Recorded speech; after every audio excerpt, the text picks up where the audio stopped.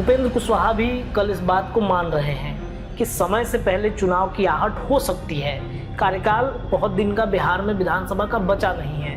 अगले साल आते आते, अगले साल क्या, मुझे लगता है इस साल के अंत और 7 साल की शुरुआत होते होते विधानसभा चुनाव की तैयारी लगभग शुरू हो जाएगी। और मुझे लगता है कि नीतीश कुमार ने इस तैयारी को लगभग पूरा कर लिया है। इंडिया गठबंधन के अंदर भी अब देखिए हरियाणा में विधानसभा का चुनाव हो रहा है। इसमें इंडिया गठबंधन में अगर देखा जाए तो सबसे बड़ी बात है कि जैसे कांग्रेस है तो कांग्रेस सीट बंटवारे को लेकर के बहुत सारे जो उनके घटक दल हैं उनसे बात नहीं बन पा रही ये। लेकिन अरविंद केजरीवाल क्या फैसला करते हैं ये देखना बड़ा दिलचस्प होगा। लेकिन आप इतना मान के चलिए कि इंडिया गठबंधन भी बहुत मजबूत स्थिति में नहीं है और इस वजह से अरविंद केजरीवाल या फिर उनके साथ कांग्रेस के बाकी जो घटक दल हैं वो शायद, अब मुझे लगता है कई राज्यों के विधानसभा चुनाव है तो उसमें एक एक करके अलग होते चले जाएंगे। हिंदी हो गए हैं कई जगहों पर, ऐसे ही समाचार भी मिल रहे हैं। तो ये कहीं ना कहीं लैंड फॉर जो अब तेजस्वी यादव यात्रा पर निकले हैं तो वहाँ से ग्राउंड जीरो पर जाकर जनता से पूछ रहे हैं, बातचीत कर रहे हैं, तो उनको वहाँ से फीडबैक मिल रहा है कि जमीन सर्वे में हो क्या रहा है। पनोरमा ग्रुप, जो सोचता है वो करता है। नमस्कार, भारत लाइव देख रहे हैं आप और ये भारत लाइव का विशेष कार्यक्रम रातों रात है। देखिए, सीएम नीतीश विधानसभा चुनाव को लेकर एक्टिव है। 243 सीट पर उन्होंने प्रभारी नियुक्त कर दिए हैं कि वहां पर जाएं और सीएम नीतीश के कामों को बताएं, लोगों को ये एहसास दिलाएं कि सीएम नीतीश ने कितना काम किया है। बिहार की यात्रा पर भी जाने का काम कर रहे हैं और आए दिन कहीं ना कहीं पहुंच जाते हैं, काम का जायजा ले लगते हैं। लेकिन रत्नेश, सीएम नीतीश अब क्या हो गया है? सीएम इस्तीफा क्यों देने वाले हैं? क्या बात हो रही है? देखिए, इस्तीफे की बात जब आती है तो लोगों को लगता है कि नीतीश कुमार कुछ बड़ा फैसला करने वाले हैं। जब जब ऐसी बात होती है कि सीएम इस्तीफा देंगे, सीएम मतलब अपने पद को छोड़ देंगे, तब तब इसे बिहार के राजनीति से जोड़ के देखा जाता है। इस्तीफा देना, पलटी मार जाना, पाला बदल देना, झटका मार देना, ये तमाम जब सियासत में ऐसी जब खबरें उठती हैं तो इसे सीधा सबसे पहले सर्च किया जाता है नीतीश कुमार। क्या नीतीश कुमार ने इस्तीफा दे दिया? देखिए, ये सच्चाई है कि बिहार में विधानसभा चुनाव की आहट है। उपेंद्र कुशवाहा भी कल इस बात को मान रहे हैं कि समय से पहले चुनाव की आहट हो सकती है। कार्यकाल बहुत दिन का बिहार में विधानसभा का बचा नहीं है। अगले साल आते आते, अगले साल क्या, मुझे लगता है इस साल के अंत और 7 साल की शुरुआत होते होते विधानसभा चुनाव की तैयारी लगभग शुरू हो जाएगी। और मुझे लगता है कि नीतीश कुमार ने इस तैयारी को लगभग पूरा कर लिया है। इसलिए आप देखेंगे, अब कल सवाल जब उपेंद्र कुशवाहा से पूछा जा रहा था तो ये सवाल हमने भी पूछा कि आईएएस आईपीएस के अचानक से तबादले क्यों हो रहे हैं। ये तबादले या तो सरकार बनती है तब होते हैं या सरकार बदलने वाली होती है तब होते हैं। तो क्या इसकी आहट है? उपेंद्र कुशवाहा ने इसका मतलब जवाब दिया कि आईपीएस इसे आईएएस आईपीएस के जोड़ के ना देखे, चूंकि ये तबादले का समय है, ये समय, लेकिन तबादले का एक्चुअली समय होता है जुलाई से लेकर के अगस्त तक। अब तो सितंबर आ गया है, सितंबर के मध्य में चले गए हैं। ये धड़ाधड़ अभी पता चलता है कि शाम हुआ नहीं कि तब तक एक नोटिफिकेशन जारी हो जाता है कि कई आईएएस आईपीएसओं का तबादला हो गया, कई थानेदार बदल गए, कई विभागों में अधिकारी दूसरे विभाग में ट्रांसफर हो गया उनका।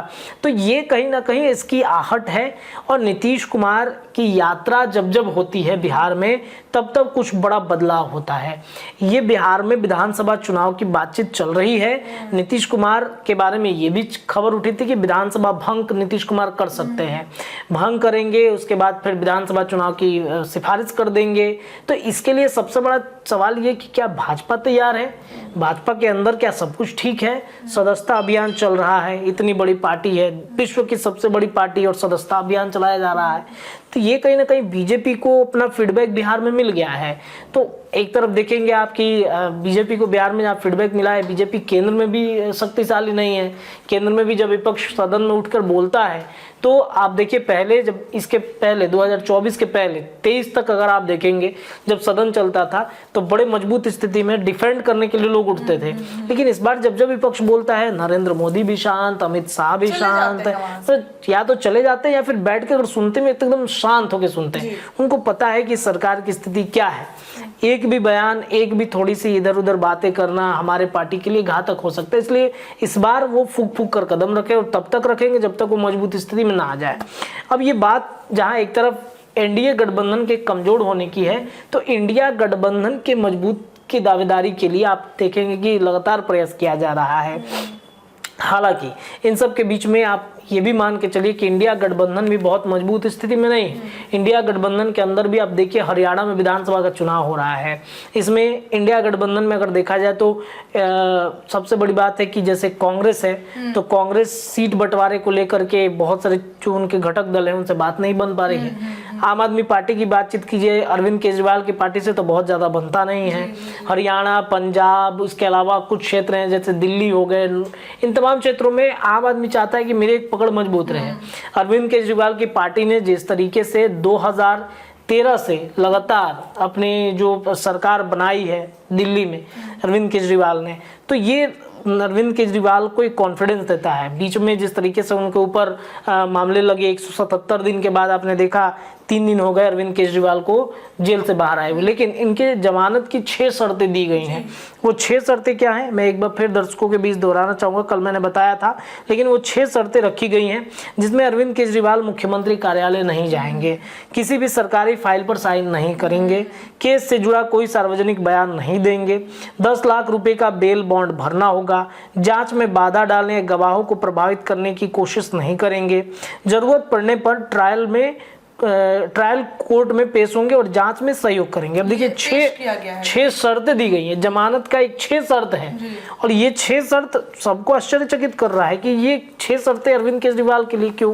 तो इसमें क्या है कि अरविंद केजरीवाल मुख्यमंत्री कार्यालय नहीं जाएंगे तो मुख्यमंत्री क्यों रहेंगे, अरविंद केजरीवाल किसी भी सरकारी फाइल पर साइन नहीं करेंगे तो मुख्यमंत्री किस बात का, अरविंद केजरीवाल केस से जुड़ा कोई सार्वजनिक बयान नहीं देंगे। अब देखिए मुख्यमंत्री हैं, सत्ता में है, पावर में रहेंगे तो बयान तो देंगे ही, मतलब ये चर्चा तो करेंगे, 10 लाख का बेल बॉन्ड भरेंगे, जांच में बाधा डालने गवाहों को प्रभावित। अब क्या है कि मुख्यमंत्री रहते हुए ये सारी चीजें अगर नहीं करेंगे तो किस बात, तो फिर इससे अच्छा है कि हम इस्तीफा दे देते हैं, किसी को मुख्यमंत्री बना देंगे और फिर हमारा जो हम अपने को निर्दोष साबित करने के लिए जिस भी हद तक जाना होगा हम जाएंगे। वो सारी प्रक्रिया एक संवैधानिक पद पर बैठ करके वो चीज़ें तो नहीं कर सकते हैं जो एक आम कार्यकर्ता के रूप में हम कर सकते हैं। तो इस तरीके से निर्दोष साबित करने के लिए अरविंद केजरीवाल जो हैं उन्होंने निर्धारित किया है कि ये सारा प्रक्रिया हम अपनाएंगे। और ये बात अरविंद केजरीवाल के इस्तीफे की हो रही है। अरविंद केजरीवाल उन्होंने कहा कि 2 दिन में हम इस्तीफा देंगे, हम संगठन के सारे विधायकों को बुलाने वाले हैं, अपने पार्टी के विधायकों को संगठन पे विचार करेंगे, नया मंत्रिमंडल भी होगा, मनीष सिसोदिया भी नहीं रहेंगे, कोई और मुख्यमंत्री बनेगा, कौन बनेगा अब ये देखना बड़ा दिलचस्प है। जनता चाहेगी तो मुझे लाएगी दोबारा, हाँ दोबारा लाएगी ये, लेकिन अरविंद केजरीवाल क्या फैसला करते हैं ये देखना बड़ा दिलचस्प होगा। लेकिन आप इतना मान के चलिए कि इंडिया गठबंधन भी बहुत मजबूत स्थिति में नहीं है और इस वजह से अरविंद केजरीवाल या फिर उनके साथ कांग्रेस के बाकी जो घटक दल हैं वो शायद, अब मुझे लगता है कई राज्यों के विधानसभा चुनाव है तो उसमें एक एक करके अलग होते चले जाएंगे वो। अच्छा रत्नेश, ये तो दिल्ली की बात हो गई है, अगर बिहार में आप आइए तो बिहार में लैंड सर्वे का काम पेच फंसता हुआ नजर आ रहा है। अब ये तो हो ही गया है कि लैंड सर्वे का काम होगा, जमीन सर्वे का काम होगा, लेकिन घूस ले रहे हैं, आरजेडी वीडियो पेश कर रही है, क्या हो रहा है? लैंड सर्वे का काम तो लगातार हम बता रहे हैं आपको कि बहुत सारे प्रॉब्लम्स क्रिएट कर रहा है। बहुत सारे जगहों पर मतलब लोगों को प्रक्रिया नहीं पता होने के कारण मतलब फंस रहे हैं, उनको समझ में नहीं आ रहा है कि कैसे कागजात नहीं है, वंशावली कैसे निकलवाए, जमीन का प्लॉटिंग क्या है, ये सारे निकलवाने में बहुत सारे प्रॉब्लम्स हो रहे हैं उनको। बहुत सारा ऐसा डाटा है लोगों का जो मिल नहीं रहा है, जिस वजह से उनके अंदर मतलब लग रहा है क्या मेरा ज़मीन छीन जाएगा। डाटा नहीं मिल रहा तो डाटा निकलवाने के लिए भी कई तरह के उनको समस्याएं झेलनी पड़ रही हैं। आप जाइए, अंचल अधिकारी जो है वो काफ़ी मतलब उनको भी कुछ बहुत सारा चीज़ समझ में नहीं आ रहा है प्रक्रिया। और इसमें क्या हो रहा है कि नीतीश कुमार ने जमीन सर्वे का काम जिस तरीके से शुरू किया, इसमें गरीब ही लगातार ये कह रहे हैं कि मतलब जो गरीब व्यक्ति है उनको किस तरीके से प्रलोभन दे दिया जा रहा है। आपने देखा आरजेडी के विधायक, पूर्व विधायक और वर्तमान में सांसद है सुधाकर सिंह, उन्होंने कैसे वीडियो जारी किया रोहतास में, बताया कि देखिए क्या हो रहा है, अधिकारी सीईओ कैसे घूस ले लेके कागज बनवाने का काम करवा रहे हैं। सीईओ जो है घूस लेकर के ये कहने की साबित कर रहे हैं कि हम आपका जमीन सर्वे करवा देंगे, और ये अथॉरिटी तो नहीं है उनको कि जमीन सर्वे वो कराएंगे। जमीन सर्वे के लिए एक अलग टीम गठित हुआ है, सारी प्रक्रियाएं, हाँ उनके साथ वो अधिकारी रहेंगे, लेकिन उनके कहने पर हो जाए ये संभव नहीं है। उसकी एक अलग प्रक्रिया है। तो ये माथापच्ची एक तरीके से बना हुआ है बिहार की जनता के बीच में। और लगातार आप भी एक बात की चर्चा कर रही थी कि आंध्र प्रदेश में कैसे मतलब ये किया गया था, आंध्र प्रदेश में ऐसा किया गया था तो सत्ता पर जो लोग थे हाँ वो उनका असर पड़ गया था। विधानसभा का चुनाव वहां भी था, अब यहाँ भी बिहार में विधानसभा का चुनाव है।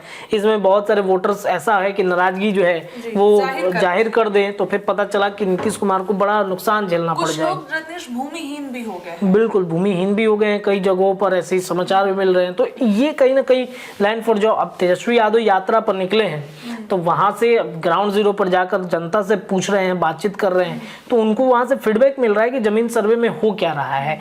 तो वो लगातार सवाल खड़े कर रहे हैं। और कल जमीन सर्वे, भ्रष्टाचार का मामला, बिहार में लॉ एंड ऑर्डर को लेकर आरजेडी सड़क पर उतरी हुई थी।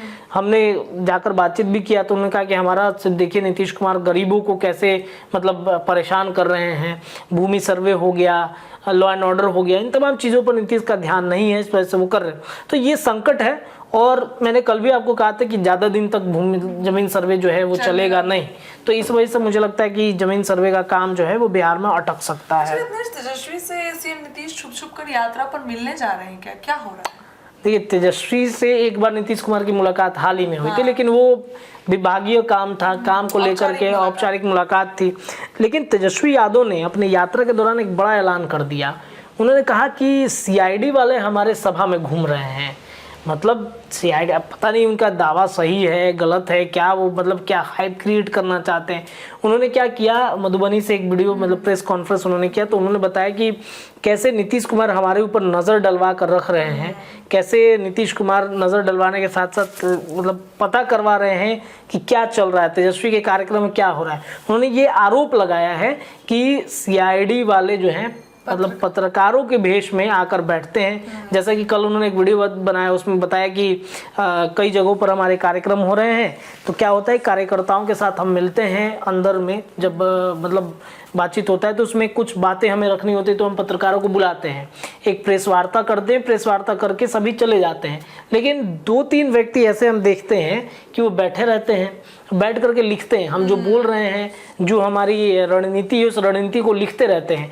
तो 1-2 बार हम लोगों ने इग्नोर किया, हमें लगा कि शायद कोई पत्रकार बंधु होंगे और वो नोट डाउन कर रहे होंगे, लेकिन अमूमन हम लोग मतलब गेट से उनको आग्रह करके कहते हैं कि आप चले जाइए, हमारा इंटरनल बैठक है। लेकिन वो 2-3 लोग जब बैठे थे तो शक हुआ, जब हमने पूछा तो उन्होंने ये आरोप लगाई, उन्होंने ये दावा किया कि उन्होंने बताया कि हम सीआईडी वाले हैं। और मतलब अब इसके आगे उन्होंने कहा, सिर्फ इतना ही कहा कि हम सीआईडी वाले हैं, उसके आगे उन्होंने अपनी बातें कही कि शायद हमारे ऊपर नज़र रखवाया जा रहा है कि हम क्या कर रहे हैं, हमारी एक्टिविटी क्या है। तो ये वो आरोप लगा रहे हैं। अभी कहाँ तक सही है कहाँ तक गलत है, अगर वाकई में सीआईडी घूम रहे तो उनके ऊपर कार्रवाई की मांग करनी चाहिए, उन पर बातचीत करनी चाहिए कार्रवाई की। ये आरजेडी इस पर स्टैंड लेता है कि नहीं लेता है ये देखना अपनी बात होगी। लेकिन जिस तरीके से वो आरोप लगा रहे हैं, हो सकता है कि वो माहौल बनाने की भी कोशिश कर रहे हैं, हो सकता है कि वो ये दर्शाने की कोशिश कर रहे हैं कि नीतीश का मन अभी भी हमारे साथ है, आने का मन कर रहा है, तभी वो देख रहे हैं। ये आरोप तेजस्वी यादव ने ऐसा लगाया है उनके ऊपर। कुशवाहा किस चीज के लिए तैयार हो गया रत्नेश? अब तो सब कुछ तय हो गया, फिर क्या चीज? देखिए उपेंद्र कुशवाहा भी विधानसभा चुनाव की तरफ है। 9 अगस्त से उनका सदस्यता अभियान की शुरुआत हुई है, आरएलएम राष्ट्रीय लोक मोर्चा।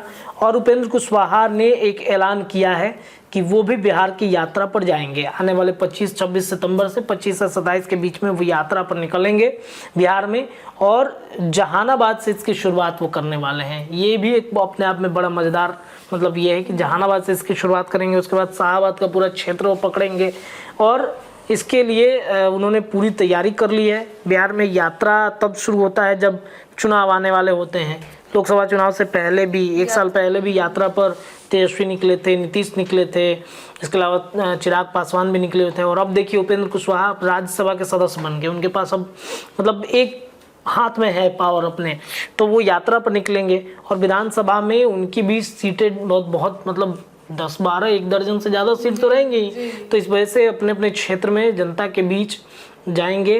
बिहार में यात्रा की शुरुआत वो कर रहे हैं, जनता के बीच जाकर फीडबैक लेंगे, जो उनका ऐसा लगता है कि ये हमारा क्षेत्र है। कुशवाहा यहाँ पर सबसे ज़्यादा, कुशवाहा के अलावा और भी जातियाँ हैं उनके साथ, ये हमारे साथ हैं, तो वहाँ पर जाएंगे, वो प्रचार प्रसार करेंगे। और बिहार में उन्होंने तो कहा कि एनडीए गठबंधन को मजबूत करेंगे, लेकिन अपनी भी पार्टी को तो मजबूत करना है ना।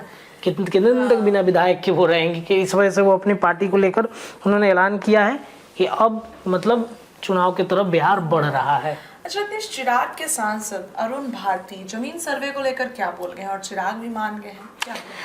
देखिए, चिराग पासवान तो विधानसभा चुनाव की तरफ हैं, माने हुए हैं। विधानसभा चुनाव उनकी पार्टी की तरफ से या फिर उनके जो व्यक्ति हैं उनके तरफ से अगर आप पूछिएगा तो यही कहेंगे कि हम तैयार हैं चुनाव कराने के लिए। और इसलिए आप देखिए अलग अलग जगहों पर विधानसभा में घूम घूम कर, चाहे बोध गया में संगठन पे मतलब कमेटी का एक बैठक था, उसमें उन्होंने बताया कि कैसे 38 जिलों में हम अपनी पार्टी को मजबूत करने के लिए प्रयास कर रहे हैं। 38 सीटों पर हम अपने मतलब 38 जिलों में अपने कैंडिडेट उतारने की तैयारी में हम कर रहे हैं। कई जगहों पर ऐसा लग रहा है कि उनके कैंडिडेट का चुनाव हो भी गया है। कई जगहों पर कैंडिडेट अब ऐसा लग रहा है कि दिल्ली से पटना, पटना से दिल्ली वो करेंगे, जाएंगे, बातचीत होंगी। अब अरुण भारती को एक बड़ी जिम्मेदारी दी गई है। अरुण भारती चूंकि चिराग के जीजाज भी हैं, एक बड़ी जिम्मेदारी भी उनको दी गई है। आप देखिएगा अक्सर वो बिहार में रहते हैं और खासतौर पर अपने संसदीय क्षेत्र में वो रहते हैं। तो बिहार में आए थे, जमीन सर्वे को लेकर के भी उन्होंने बयान दिया। इसके अलावा तेजस्वी यादव की यात्रा को लेकर के उन्होंने बयान दिया है कि तेजस्वी अब गायब हो गए हैं। उन्होंने कहा कि तेजस्वी गायब हो गए, यात्रा से दिख ही नहीं रहे हैं। तो ये अब देखिए क्या है कि ये पूरी रणनीति का हिस्सा जो है वो तैयारी का है विधानसभा चुनाव के। तो इस पर चिराग पासवान की पार्टी भी तैयार है कि विधानसभा चुनाव होगा, इसके लिए हम तैयार हैं। अलग अलग विधानसभा क्षेत्रों में अब उनकी सक्रियता बहुत ज़्यादा बढ़ रही है। विधानसभा क्षेत्रों में घूम करके वो फीडबैक भी ले रहे हैं कि क्या स्थिति है। 38 जिले हैं, 38 जगह पर कैंडिडेट उतारने का ऐलान भी उन्होंने कर दिया है। तो देखते हैं क्या कुछ होता है वहाँ पर, कब विधानसभा चुनाव की प्रक्रियाएं शुरू होती हैं। चलिए बहुत बहुत धन्यवाद रत्नेश। देखिए तमाम मुद्दों पर हमने चर्चा की, क्या चल रहा है और आज क्या होगा। सोमवार है आज, क्या होगा उस पर नजर रहेगी। फिलहाल रातों रात में इतना ही। जुड़े अपने चैनल के साथ, अपनी राय रखिए। बहुत बहुत धन्यवाद। पनोरमा ग्रुप, जो सोचता है वो करता है। अगर ये वीडियो पसंद आई और वह बिहार के राजनीति और बिहारियत से सरोकार रखेनी तो सब्सक्राइब बटन दबा के चैनल के सब्सक्राइब कर ली। ओजे एगो घंटी बा, ओकरा बटन दबा देला से कुल सटीक और मारक खबर रुआ मुफ्त में मिल जाई। अगर रुआ पत्रकारिता के हमनी के नया प्रयोग में सहयोग कर चाहतानी तो ज्वाइन बटन दबा दी। पेटीएम नंबर नोट कर ली 9386816700। धन्यवाद।